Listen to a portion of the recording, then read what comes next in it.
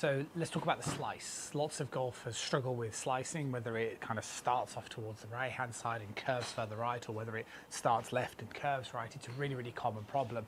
And I see all the time lots of golfers making things like alterations to the setup position, even changing things like their grip. But ultimately it's not that. And we're going to talk about exactly what is the problem in today's video. Now, before we get stuck into it, if you feel like you're a little bit uncertain of what you're working on, or you're not noticing progress, or you're worried about that you're wasting time inside your practice, there's a way to stop that, and that's by visiting the website restheritategolf.com.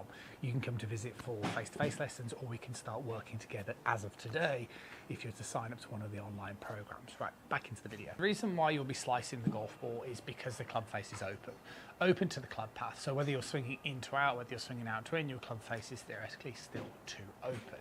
And the reason for this is because you are closing the club face too soon. Let me sort of explain. The idea is inside the sort of first move of the backswing position, you should be producing what is known as an external rotation, which is this motion here. And the best way to think of it is that from your perspective, my hand is to the left or the right, depending of the elbow, right? Like so. Now, like this. And that is what's known as an external rotation. And this is really a key movement inside the golf swing.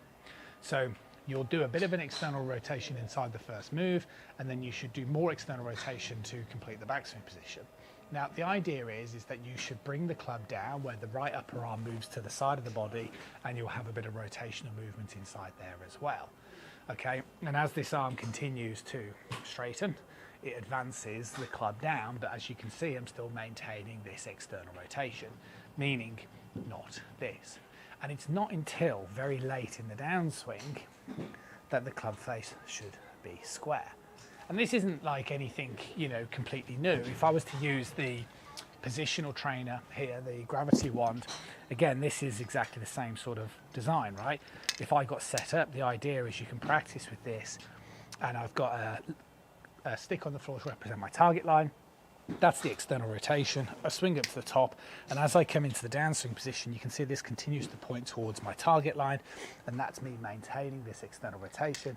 The rotation of the body brings me in here, and then it's at this stage when you're going to start to focus on squaring the face. You see, the problem is for golfers who slice, is what you're doing is you're not holding on to external, you move into internal. And what happens is when you move into internal, you start to close the face too soon. So instead of doing that movement at the very bottom of the swing, you're doing it at the start of the downswing.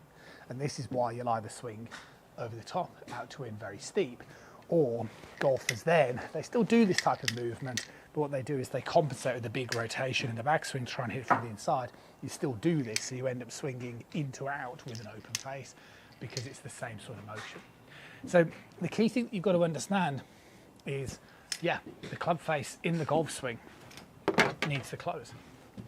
It does, but it needs to close really late. If you start trying to close it too soon, unfortunately it just means that you're going to come down too steep, hence the slice. I'll see you soon.